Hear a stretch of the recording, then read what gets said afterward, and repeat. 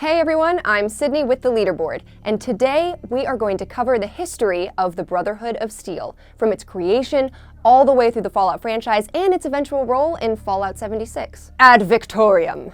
Now, before you ask where Fallout Brotherhood of Steel the game was in this video, due to its inconsistencies with the story and the fact that it was declared non-canon by Bethesda Softworks, we decided to just sweep it into a vault for another day.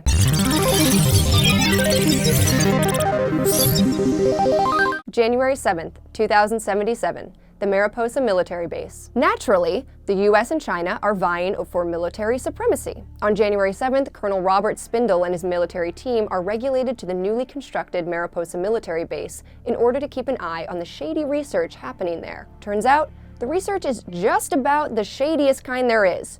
Horrific human experimentation. I'm not sure how the army was sleeping through the screams at Mariposa.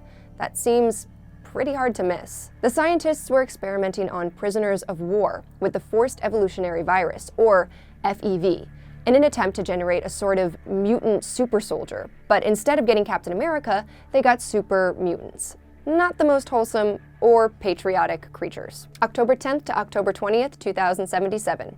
Captain Roger Maxson. A few days shy of the Great War, Colonel Robert Spindle discovers the truth about the experiments happening at Mariposa. 5 days later, he succumbs to the guilt and commits suicide. In his place, Captain Roger Maxson, the clear hero that we deserve and Spindle's second in command, starts interrogating the scientists and learning more about their experiments.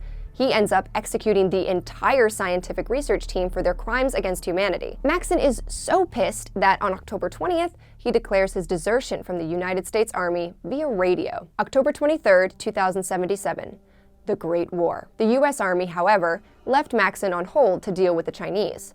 3 days after Maxson's desertion, the world was plunged into a nuclear holocaust. On Saturday, October 23rd, 2077, nuclear weapons were launched, and what had taken humans centuries to build was destroyed in a span of 2 hours. The nukes had demolished the majority of human civilization, giving birth to the treacherous and unforgiving wasteland of Fallout. Back in Mariposa, Captain Maxson and his men and their families survived the onslaught by taking shelter in the Mariposa military base.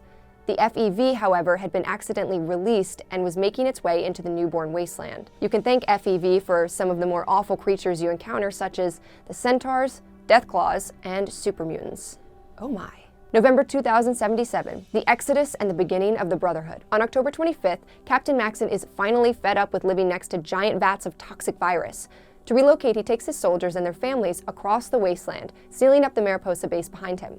After a few weeks of hard travel, he leads his band of survivors to the safety of Lost Hills, a government fallout shelter. This journey came to be known as the Exodus, and it was here that the Brotherhood of Steel was officially born. 2077, the Brotherhood of Steel Appalachia chapter.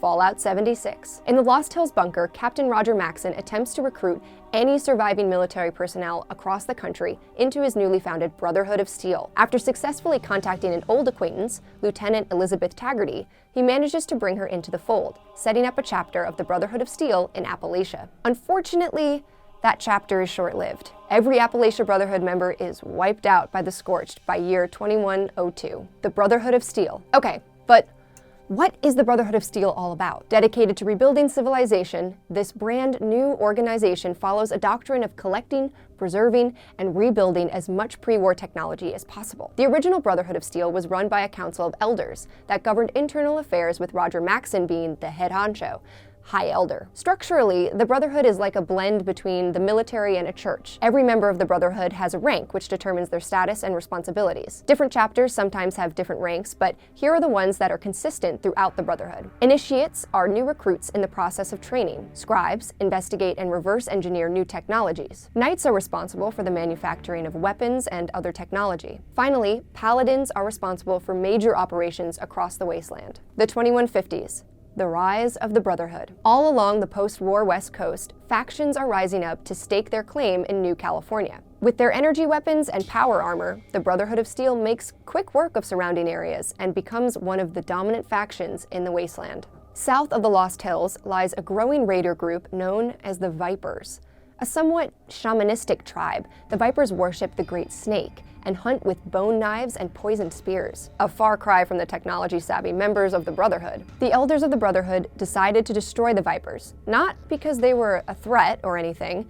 it's just a training exercise. So they send a small detachment of Brotherhood troops in power armor, because steel beats bones.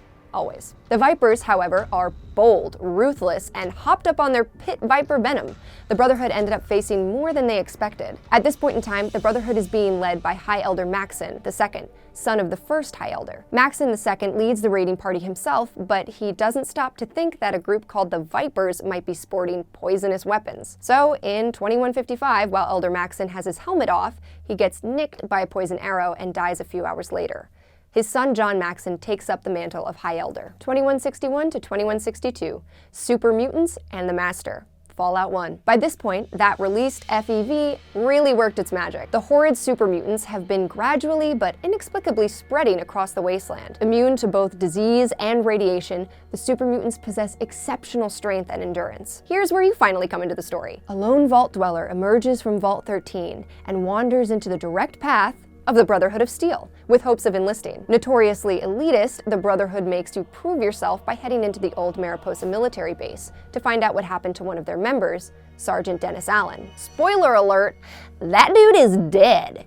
Instead, the Vault Dweller finds a nightmare-inducing flesh octopus head that calls himself the Master. The Master, originally known as Dr. Richard Gray, was investigating the Mariposa military base when he fell into a vat of FEV. After a month of floating about and mutating into a gross blob, Gray found that he could expand his biological mass by absorbing other creatures and people that came near the base. Yeah, with somewhat full mobility, he began converting people into super mutants, directly exposing them to FEV and creating a new army out of the surviving human population. Now wise to the Master's plan, the Brotherhood of Steel sets up a new doctrine in addition to their worship of technology to eliminate radiated abominations from the wasteland. As a now proud member of the Brotherhood, the Vault Dweller and his brothers kill the Master and blow up the Mariposa base, ruining their supply of FEV. Without the literal head of their army, the super mutants scatter. The 2190s. The Midwestern Brotherhood, Fallout Tactics. Even after defeating the Master, the Brotherhood isn't feeling too victorious.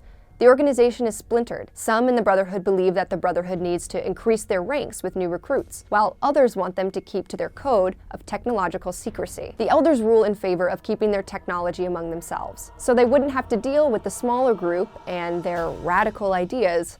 The Elders send them east to track down the remaining super mutants of the Master's army. Unfortunately, on their journey eastwards, their ships are hit by a storm. Some of the crew members manage to survive on the outskirts of Chicago, but their leader, Paladin Latham, is nowhere to be found.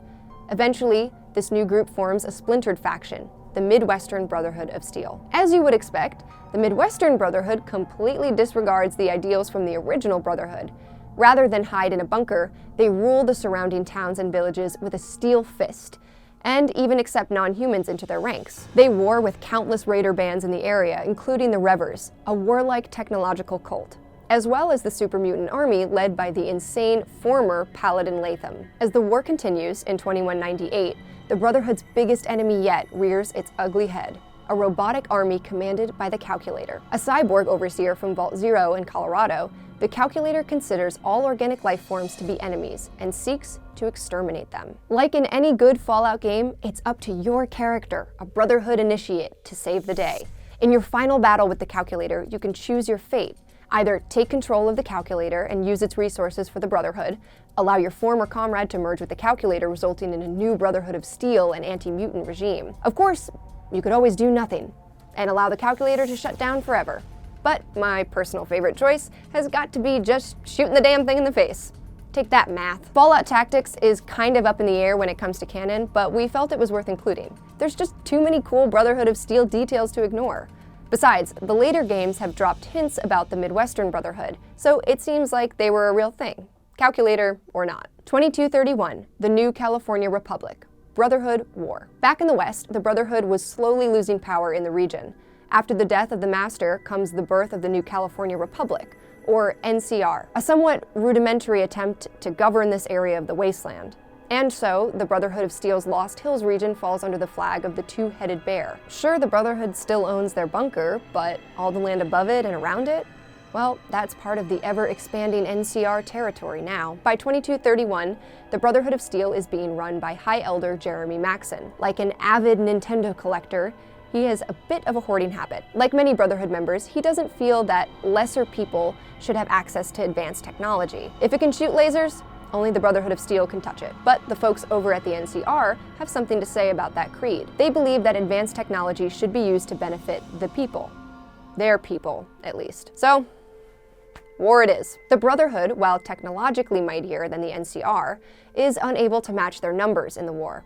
Their selective and isolationist stance on the recruitment leads to their downfall, and they are eventually forced to fully retreat into their bunkers. Let's take a quick moment to shout out our sponsors, Elgato. If you want to be technologically mightier than your foes, use the same tools we use here at the Leaderboard. And for the record, these are all endorsed by the Brotherhood of Steel.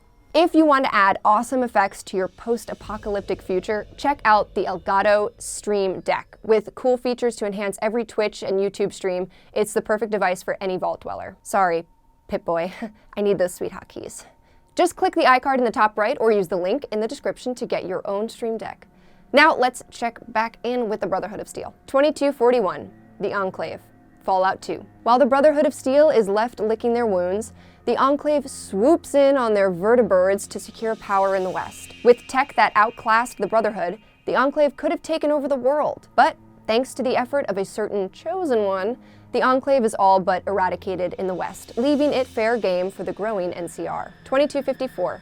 The East Coast Brotherhood of Steel. A somewhat altered version of the original Brotherhood values, the East Coast chapter is more dedicated to the survival of the people than hoarding technology. A blasphemous belief for a Brotherhood of Steel. Do you remember the Eastern expedition that formed the Midwestern Brotherhood? Well, after about 60 years, the original Brotherhood of Steel decides to send out an expedition to make contact and reconnect with the Midwestern branch. And by reconnect, I mean collect. They wanted their technology back. The expedition was, unfortunately, unable to make contact with the Midwestern chapter. But undeterred, Paladin Owen Lyons continued leading the march until they ended up in Washington, D.C. Along the way, Lyons and the Brotherhood liberate the people they cross paths with by driving out their oppressors, the slavers, raiders, wild men, you name it. And just like the Pied Piper, Lyons recruits the surviving children into the ranks of the Brotherhood. When they get to the Capital Wasteland, Lyons and his men discover the Mack Daddy of all technological hubs, the Pentagon. The investigation of the Pentagon uncovers a veritable smorgasbord of pre-war technology, with the crowning jewel being a 4-story tall robot known as Liberty Prime. If only they could get it working. Anyway, Owen Lyons earns a promotion from the Paladin to Elder as well as a permanent relocation to the East. Thus, the Brotherhood of Steel's East Coast chapter was born in the remnants of the old Pentagon, now dubbed the Citadel. Elder Lyons is not as thirsty for technology as the rest of his brothers. He chooses to continue on his humanitarian mission to help the people of the wasteland. Frustrated, the Brotherhood of Steel back west cuts off support to the chapter. 2274 to 2276, the Mojave Brotherhood of Steel. Fallout, New Vegas. The fight between the NCR and the Brotherhood was not over yet. In 2274, part of the original Brotherhood of Steel sets up base in the Mojave Wasteland in the fortified bunker of the Hidden Valley. This Mojave chapter of the Brotherhood is currently being run by Father Elijah, a scribe. The Mojave Brotherhood had been living their lives fairly uncontested in the region, until Father Elijah decides to move their headquarters to Helios 1, a solar energy plant that provided power to the Mojave Wasteland. Against the advice of his paladins, Father Elijah sends Brotherhood forces to Helios 1, being hella shady about it the whole time. It turns out that Helios 1 contained the control systems for Archimedes 2, a still-functioning orbital weapons platform. That kind of advanced weapons technology would make any Brotherhood of Steel feel tight in the power armor. As you would expect, Father Elijah becomes obsessed with securing this weapon. Even when the NCR invades Helios 1 in 2276, he refuses to abandon the power plant, resulting in catastrophic losses to the Mojave Brotherhood. At the height of the full-on NCR assault on Helios 1, condemned Operation Sunburst, Father Elijah realizes that they were on the losing end of this conflict and pieces out into the wasteland, abandoning the rest of the Brotherhood. The Mojave Brotherhood wastes no time by mourning his loss. With nearly half the chapter dead, Palamon McNamara leads the retreat back to Hidden Valley. From here, you as the courier are left to decide the fate of the Mojave Brotherhood. Do they reclaim Helios 1? Do they reach a truce with the NCR? Or does Caesar's Legion stroll up to the Hidden Valley bunker and slaughter them all? The choice is yours. 2276, Outcasts and Civil War. Back in the East chapter, some within the Brotherhood of Steel are sick of all this humanitarian crap, yearning for the good old days of tech hoarding. The traditionalists sneak off in the middle of the night. These mutineers make sure to swipe some power armor and high-tech weapons on their way out.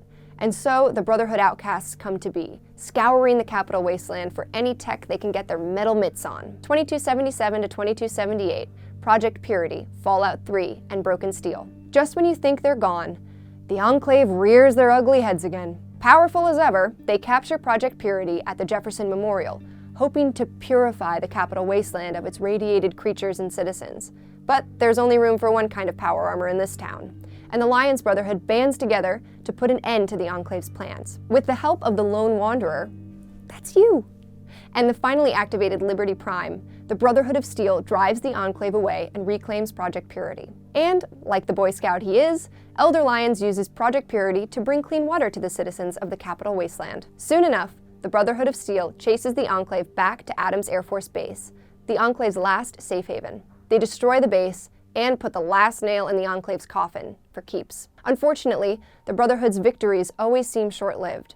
Elder Lyons dies in 2278. 2283, Arthur Maxson. Not long after that, Elder Lyons' daughter, Sarah Lyons, dies in combat, leaving no clear successor to lead the East Coast Brotherhood of Steel. After years of trial and error, Arthur Maxson takes over as the new elder. A descendant of the legendary founder Roger Maxson, Arthur Maxson brings the Brotherhood outcasts back into the fold, reopens communication with the Brotherhood at Lost Hills, and leads the Brotherhood of Steel into a brand new resurgence. With grand designs to establish control all over the eastern seaboard, Arthur Maxson commissions the Prydwen, an airborne military base that flies throughout the skies of the Commonwealth. It's around this time, however, when the Brotherhood encounters the Institute. 2287, the War of the Commonwealth.